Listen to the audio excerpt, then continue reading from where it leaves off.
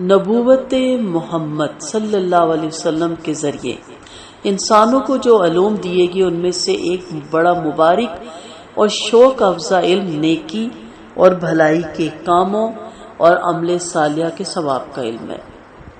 آپ صلی اللہ علیہ وسلم نے انسانوں کو بتایا کہ اللہ نیکیوں کا بڑا قدردان ہے۔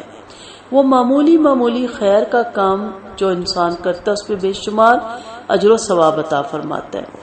در حقیقت اس کے کرم اور اس کی سخاوت کے لیے بندوں کی نیکیاں بنیاد ہیں۔ بس ذرا بندے کی طرف سے اطاعت شاری اور بندگی کا اظہار ہو جائے، وہ بے حد و حساب ثواب دیتا ہے۔ آپ صلی اللہ علیہ وسلم کی حدیث کی کتابیں آپ اٹھائیں تو بہت بے شمار ارشادات ملتے ہیں جن پہ آپ صلی اللہ علیہ وسلم نے معمولی کاموں کو بڑی بڑی نیکیاں قرار دیا اور ان پر اللہ تعالیٰ کی طرف سے عظیم اجر کی خوشخبری سنائی۔ انہی میں سے ایک انتہائی آسان عمل ہے اور اس کا اجر بہت زیادہ ہے، اور یہ دل کی سیاہی دھو کے اس میں اطمینان اور اقرار کی دولت بھرنے کے ساتھ ساتھ نامہ اعمال کو بھی گناہوں کی علائشوں سے دھو دیتا ہے، خواہ دفتر کے دفتر خطاؤں سے بھری ہوں۔ اس عمل سے وہ ریت کے ذرات کی طرح اڑ جاتے ہیں۔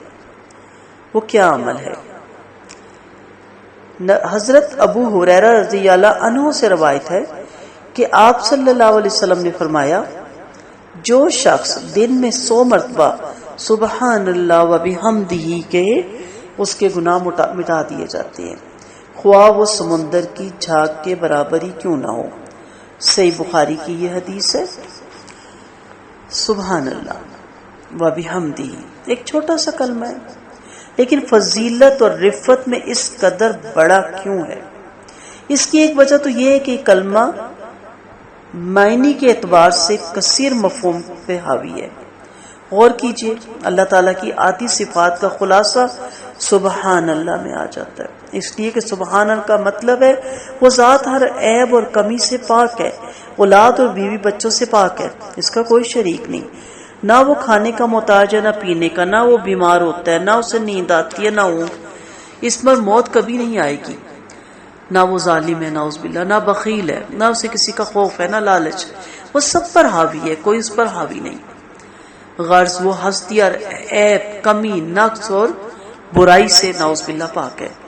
اور وابی حمدی کا مطلب ہے ہر وہ خوبی جو کمال والی ہے، ہر وہ خوبی جسے خوبی کہا جا سکتا ہے وہ اللہ میں موجود ہے۔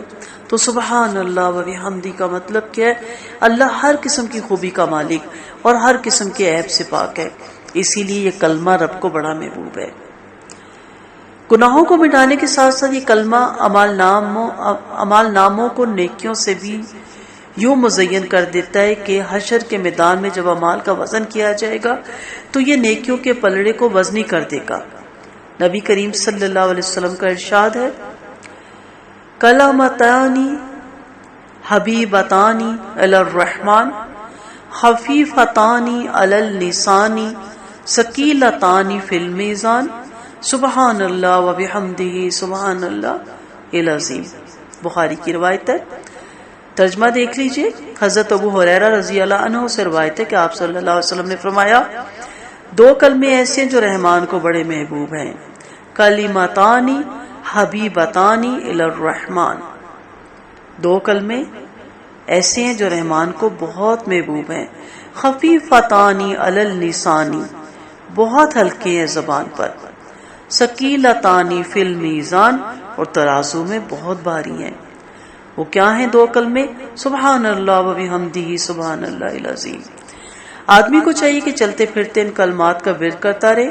سفر کے دوران بس یا ٹرین یا گاڑی میں بیٹھے تو ادھر ادھر جھانکنے تاکنے کے بجائے، گانے لگانے کے بجائے وہ یہ کام کرے۔ اسے چاہیے کہ وہ اپنی زبان پہ کلمے کو جاری رکھے، اب اس کے ساتھ ساتھ اگر وہ بعض درخت، پرندوں، چرندوں کو دیکھنا چاہتا ہے تو کوئی برائی نہیں، لیکن لاجانی کاموں سے بچے۔ اسے یہ کلمات جو پڑھ رہا ہوگا وہ اسے بہت سی برائیوں سے بھی بچائیں گے اور اعمال نامے کو بھی نیکیوں سے وزنی کر دیں گے۔ اور حشر کی ہنگامہ خیز گرمی میں جب ڈھونڈنے سے نیکی تو کیا اس کا ذرہ بھی نہیں ملے گا، وہاں دنیا میں گزرے ہوئے وہ ایام جو ذکر الہی سے معمور ہیں، کیا اس کے لیے خوشی کا سامان نہیں ہو جائے گا؟ اس کے لیے وہ خوش نہیں ہو جائے گا؟ تو اس لیے اپنی زبان کو ذکر الہی سے تر رکھیں. بہت سے ایسے کلمات ہیں، بہت سی ایسی دعائیں ہیں، نبی کریم صلی اللہ علیہ وسلم کی بہت سی ایسی دعائیں قرآن کی ہیں جن کو آپ چلتے پھرتے پڑھ سکتے ہیں. زندگی رہی تو ساتھ ساتھ ان کو آپ تک پہنچانے کی پوری کوشش کروں گی. وآخر دعوانا ان الحمد للہ رب العالمین.